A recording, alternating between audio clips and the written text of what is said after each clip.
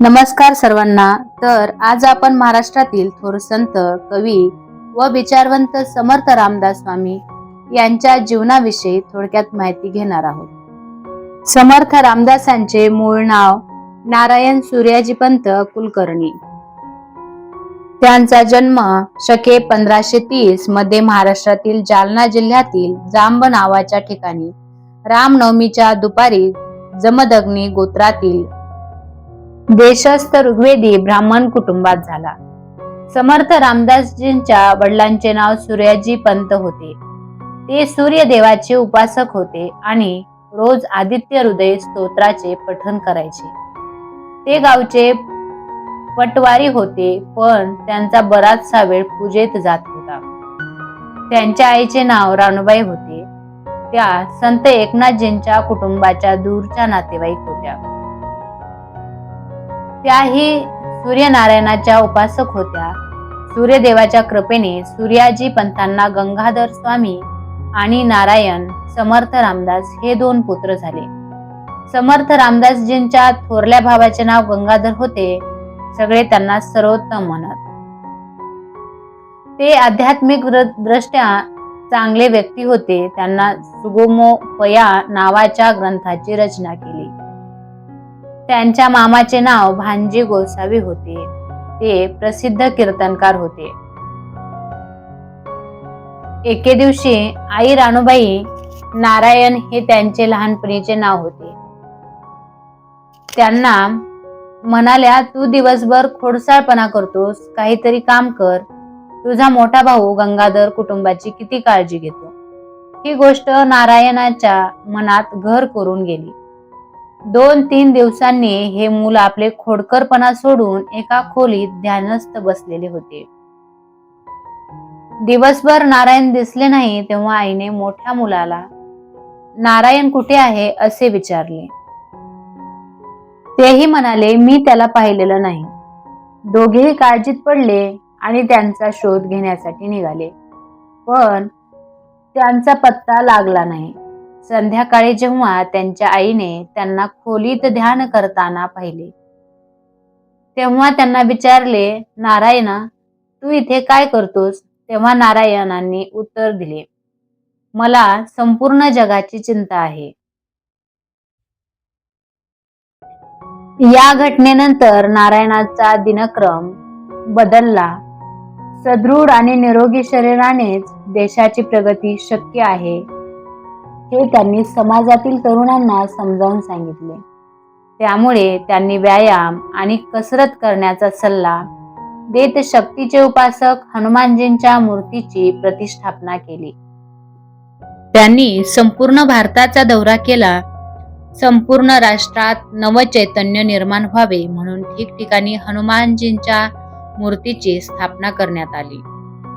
ठिकठिकाणी मठ आणि मठाधिपती बांधण्यात आले.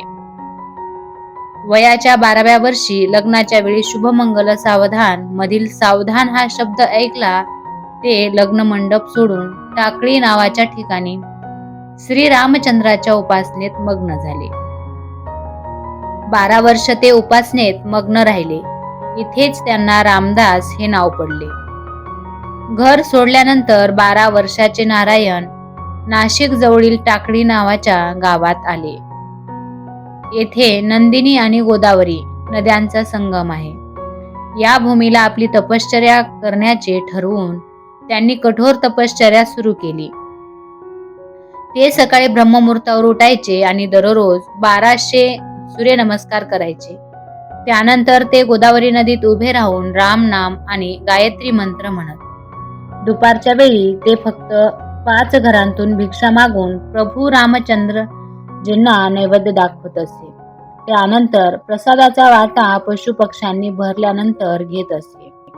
दुपारी ते वेद, वेदांत, उपनिषद आणि धर्मग्रंथांचा अभ्यास करायचे. त्यानंतर ते पुन्हा नामस्मरण करायचे. त्यांनी 12 वर्षात 13 कोटी रामनामांचा जप केला. 12 वर्ष त्यांनी अशी कठोर तपश्चर्या केली. या काळात त्यांनी स्वतः रामायण लिहिले. त्यांनी प्रभू रामचंद्रासाठी रचलेल्या प्रार्थना करुणाष्टक या नावाने प्रसिद्ध आहेत. तपश्चर्या केल्यावर ते 24 वर्षाचे असताना त्यांना आत्मसाक्षात्कार झाला. टाकळी येथे समर्थ रामदासजींना पहिले हनुमान मंदिर स्थापन केले. आत्मसाक्षात्कार झाल्यावर समर्थ रामदास तीर्थयात्रेला निघाले.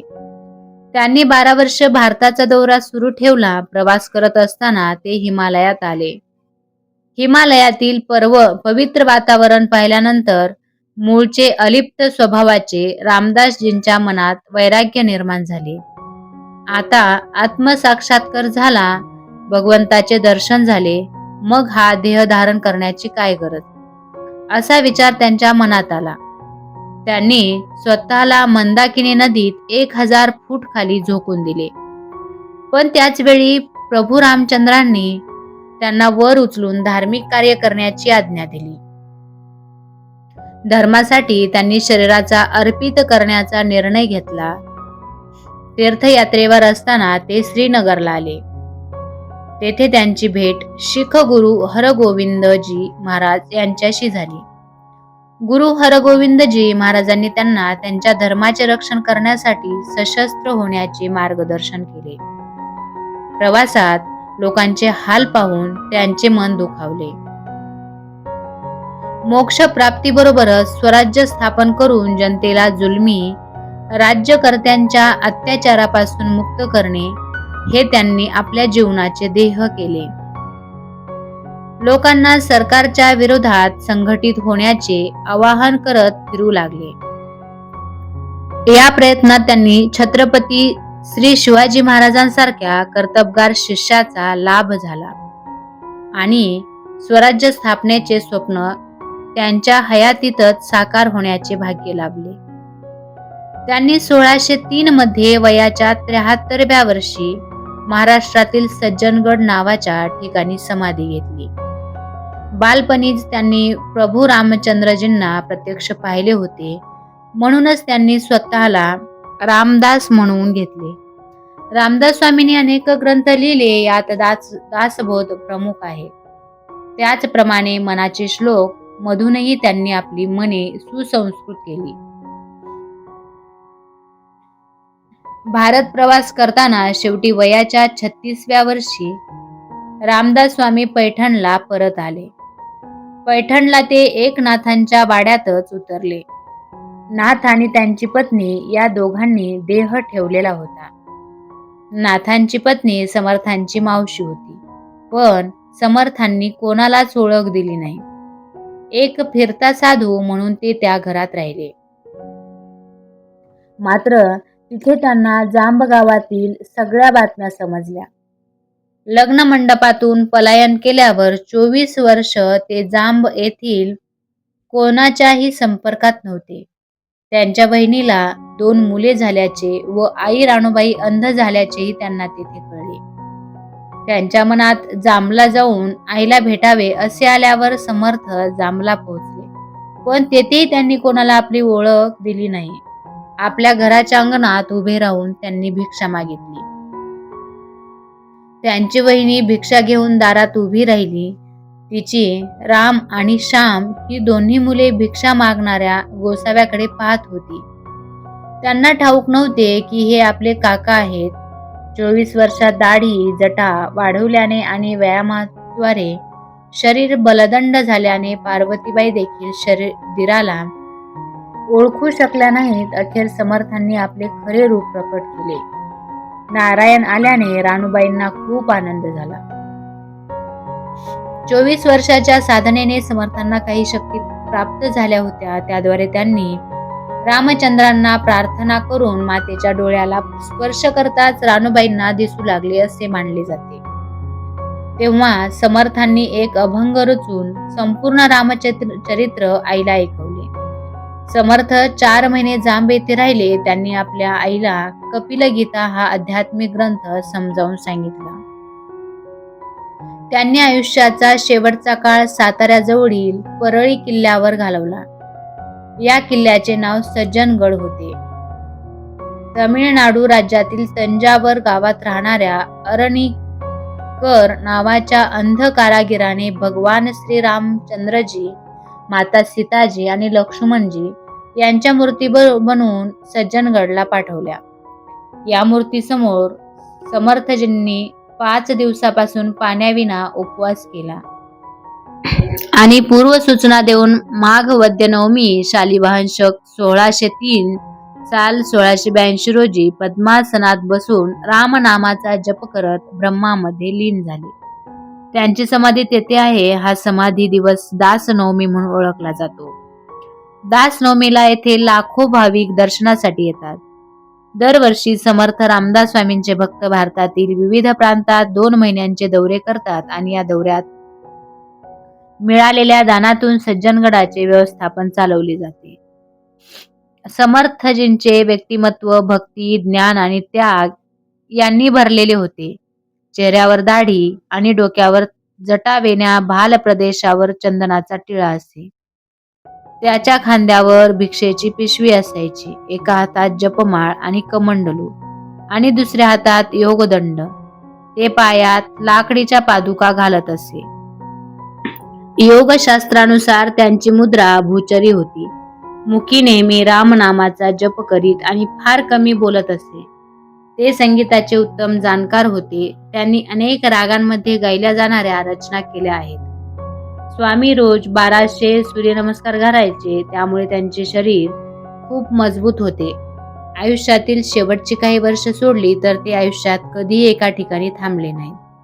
ते प्रत्यक्षात दुर्गम गुहा, पर्वत, शिखरे, नदीकाठ आणि घनदाट जंगलात राहत होते. याचा उल्लेख समकालीन ग्रंथांमध्ये आढळतो. समर्थ रामदास यांनी दासबोध, आत्माराम, मनोबोध इतर ग्रंथाची रचना केली. समर्थाचा मुख्य ग्रंथ दासबोध हा गुरु शिष्य संवादाच्या स्वरूपात आहे. महाराष्ट्रातील शिवथर घळ या नयनरम्य आणि दुर्गम गुहेत त्यांचे महान शिष्य योगीराज कल्याण स्वामी यांच्या हातातून लिहिलेला हा ग्रंथराज त्यांना मिळाला. यासोबतच त्याने रचलेले भीमरूपी स्तोत्र आणि मनाचे श्लोक यासह 10हून अधिक आरत्या महाराष्ट्रातील प्रत्येक घराघरात गायल्या जातात. त्यांनी शेकडो अभंगही लिहिले आहेत. समर्थ हे स्वतः अद्वैत वेदांती आणि भक्तिमार्गी संत होते. पण तत्कालीन समाजाची स्थिती पाहून त्यांनी धर्मग्रंथात राजकारण, प्रपंच, व्यवस्थापनशास्त्र इत्यादी अनेक विषयांवर मार्गदर्शन केले आहे. समर्थांनी 100हून अधिक देवी देवतांची स्तोत्रे सोप्या ओघवत्या शब्दात लिहिली आहेत. या स्तोत्रांमध्ये आणि आरत्यांमध्ये भक्ती, प्रेम आणि शौर्य अभिव्यक्त आहे. आत्माराम, मानपंचक, पंचीकरण, चतुर्थमान, बाग प्रकरण, स्फुट अभंग इत्यादी समर्थांच्या इतर रचना आहेत. या सर्व रचना मराठी भाषेतील ओवी या श्लोकात आहेत. तुळजापूरची भवानी माता ही तर समर्थांची कुलस्वामिनी. जिथे दर्शन घेताना समर्थांना दुर्गे दुर्गट भारी तुझविन संसारी ही आरती स्फुरली. श्री क्षेत्र मोरगावला सुखकर्ता दुःखहर्ता ही आरती श्री समर्थ रामदास स्वामी निर्मित आहे. समर्थांनी शंकराची आरती लिहिली. त्याची कथा मोठी गमतीशीर आहे. तीर्थयात्रा करताना समर्थ जेजुरीला आले. तिथे खंडेरायाचे दर्शन घेऊन ते लवथेश्वराला आले. जो कोणी मंदिरात झोपतो तो रात्रीच मरण पावतो अशी या मंदिराची ख्याती होती. हे कळल्यावर समर्थांनी मुद्दाम मंदिरातच झोपायचे ठरवले. ग्रामस्थांनी त्यांचे मन वळवण्याचा प्रयत्न केला, पण समर्थ तसे हट्टी होते. सकाळी ग्रामस्थांनी मंदिरात भीतच प्रवेश केला. पाहतात तर काय, समर्थ भगवान लवथेश्वराची पूजा करत होते. त्याचवेळी लवथवती विक्राळा ब्रह्मांडी माळा या प्रसिद्ध आरतीची निर्मिती झाली. समर्थांनी खंडेराया, दत्तात्रय, विठ्ठल, श्रीकृष्ण दशावतार अशा विविध देवांच्या आरत्या केल्या आहेत. रामायणातील किष्किंधा, सुंदर व युद्ध ही कांडे, कित्येक अभंग, आरत्या, भूपाळ्या, पदे, स्तोत्रे, राजधर्म, क्षात्रधर्म, शिवाजी महाराज, संभाजी महाराज यांसपत्रे आपल्या शिष्यांना मार्गदर्शन, मठ आणि त्यातील उत्सव या संबंधी मार्गदर्शन, आत्माराम, अन्वय, व्यतिरेक, वैराग्य शतक, ज्ञान शतक, उपदेश शतक, षडरूपी विवेक इत्यादी विषयांवरील विपुल विलेखन समर्थांनी केलेले आहे. समर्थ रामदासांनी आपल्या शिष्यांच्या माध्यमातून समाजात एक चैतन्यशील संघटन निर्माण केले. त्यांनी सातारा जिल्ह्यातील चाफळ नावाच्या गावात भव्य श्रीराम मंदिर बांधले. हे मंदिर केवळ भिक्षेच्या जोरावर बांधले गेले. काश्मीर पासून कन्याकुमारी पर्यंत त्यांनी 1100 मठ आणि आखाडे स्थापन करून लोकांना स्वराज्य स्थापनेसाठी तयार करण्याचा प्रयत्न केला. शक्ती आणि भक्तीचा आदर्श असलेल्या श्री हनुमानजींच्या मूर्ती त्यांनी प्रत्येक गावात स्थापित केल्या. आपण आपल्या सर्व शिष्यांना वेगवेगळ्या प्रांतात पाठवले आणि शीख लोकांमध्ये भक्ती आणि कर्मयोगाचा मार्ग प्रसारित करण्याची आज्ञा दिली. तरुणांना सक्षम करण्यासाठी सूर्यनमस्काराचा प्रचार केला. 350 वर्षापूर्वी समर्थांनी संत वेना स्वामींसारख्या विधवा स्त्रीला मठपतीची जबाबदारी आणि कीर्तन करण्याचा अधिकार दिला. समर्थ रामदासजींच्या भक्तांना आणि अनुयायांना रामदासी म्हणतात. समर्थजींनी स्थापन केलेल्या संप्रदायाला समर्थ संप्रदाय किंवा रामदासी संप्रदाय असे म्हणतात. जय जय रघुवीर समर्थ या पंथाचा नारा आहे आणि श्रीराम जय जय राम हा मंत्र आहे. तर आपल्याला व्हिडिओ आवडला तर एक लाईक नक्की करा. चॅनलला सबस्क्राईब करा. धन्यवाद.